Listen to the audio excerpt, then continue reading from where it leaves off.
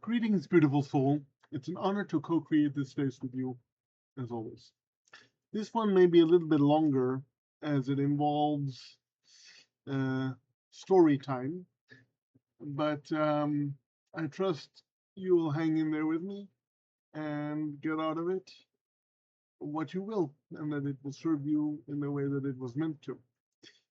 Before we get into the story, though, I wanted to provide some background.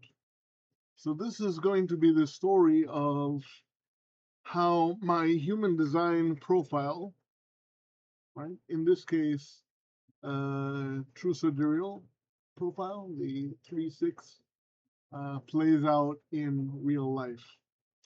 And for those of you who may not know human design as well or might need a refresher, the profile is essentially well, we can look at it as the role the costume that we put on and play out in this life, this go around. And the first number, in my case, the 3, is on the personality, the conscious side of the chart. That's who think we are, is what I've heard it described as, right? It's what we're aware of. And then the second number, in my case, 6, is the on the body side or the unconscious side of the chart. That's something that's a uh, traits that we are less aware of, that we simply exude naturally, and that other people may pick up on more so than we will. So, and the 3 is characterized by experimentation, by trial and error, finding out what works and what doesn't work, and then hopefully sharing uh, that which doesn't work with others. Um, Sometimes people listen, most times they don't, but the third line will get out there, isn't afraid in general to try things and see what uh, what comes of it, right? The sixth line, on the other hand, is the role model line in human design, and that is a line that talks about exactly that: is being a role model, having had a lot of experience, um, and collected that experience over time, and then integrating integrating that experience and coming uh, later in life, around the age of 50, to a point where that wisdom is seen and appreciated and sought out by others. So my mind, the conscious side of my chart, is very experimental, right, in this way. And again, I'm oversimplifying. And the the body side, the unconscious side of my chart, is that role model, is the one that has the bird's eye view, is the one that's um, supposed to uh, be there as a role model and uh, share in that way. So with that background out of the way, I can tell you the story. Actually, 1 week ago today, we had a tornado come through our town here, and we live on the fifth floor of probably the tallest building in our small town. There are, of course, elevators, and it's wonderful when they work. Um, but the issue is, especially in tornadoes and major storms like the one we had a week ago, it doesn't always work that way. We luckily were able to get to a lower floor. My wife, our uh, two pets, Lucy, dog, and Toby the cat, we were able to get to a lower floor right as the tornado alarm was sounding and right before the power went out in the entire building. Uh, and we sat there for quite some time with the power out, and then we're finally given the go-ahead. Issue is, as you can see, and as you know, I'm a wheelchair user, and it was with this motorized chair that I was down on the lower level. Now, if any of you have ever tried to bring a motorized chair up and downstairs, you know how challenging that can be. So, several the tenants went back up to their apartments, and I, along with several other people who were also mobility impaired and had other circumstances that made it difficult for them to navigate stairs, right? Uh, were downstairs essentially waiting.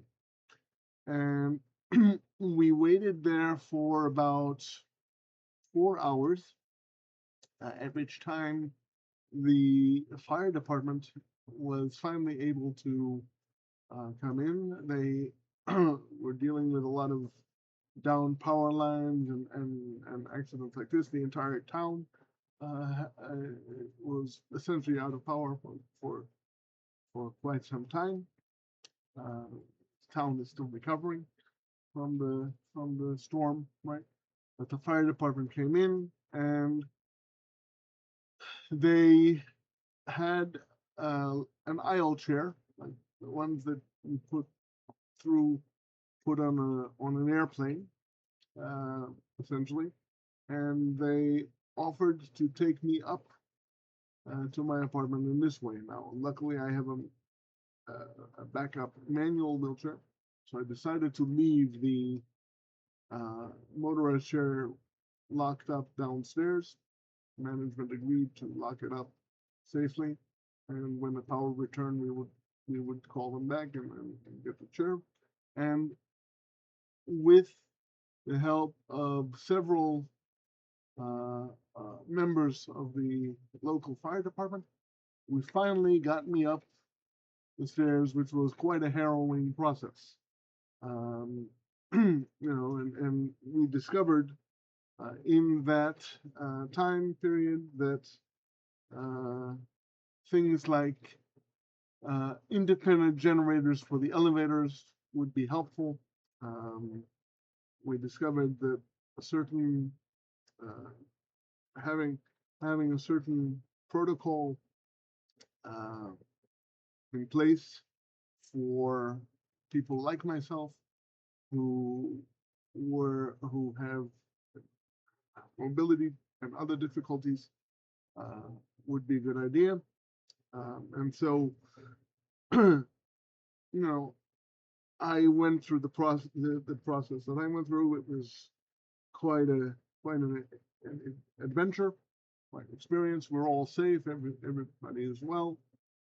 But a couple of days later, uh, we get a uh, packet from management um, that essentially outlines a lot of the things that we discussed in the process of getting me and others back up to the apartments, and a lot of the suggestions that had been made in the process were in the packet.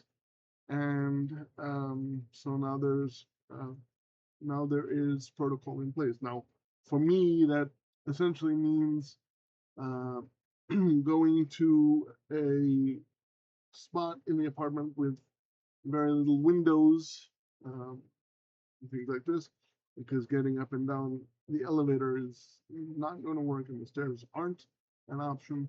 But at least there is a protocol that wasn't there before.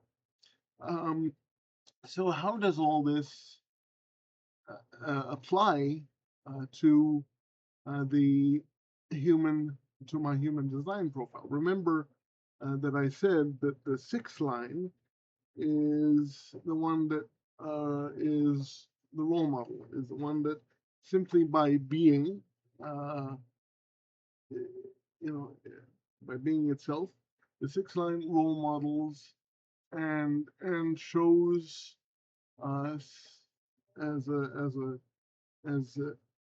shows the community, shows people, shows the people it encounters uh, what to do and how to do things, or a way to do things. Now, uh, my body, right, is remember a six line body. So simply by being disabled and having the needs that I have, along with other people, I demonstrated a need that that up until this point hadn't been met. People were not as conscious of it as they could have been prior, and so uh, by simply being there with the particular needs that I had and the particular limitations that I experienced, and the particular um, obstacles presented by the situation, people became aware of elements of uh, emergency situation that was not, that hadn't heretofore been addressed. And so in that way, um, my six line body performed its role beautifully as a role model, and the and served as a role model. And the hope is that moving forward, now I know, and there's proof that we now have a protocol. My third line mind, uh, in all this process, shared with everybody as we were going along. No, this works. This doesn't work. Maybe we can try it this way. We experimented with several options before making a final decision on how to get us up to the apartments and so forth.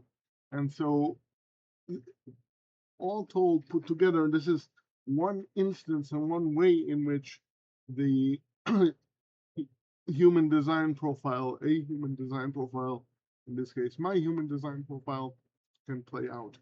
And so, um, and each human design profile has its own uh, gifts and its own challenges and plays out differently depending on circumstances and things. And I just wanted to share with you this particular story, not only because it's an engaging story, I think, but it's a way of demonstrating how human design, and specifically the human design profile, uh, can be applied and plays out in the real world.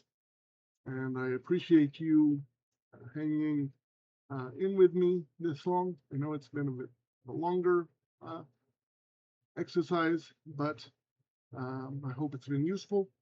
And so until next time, uh, take care of yourselves and each other.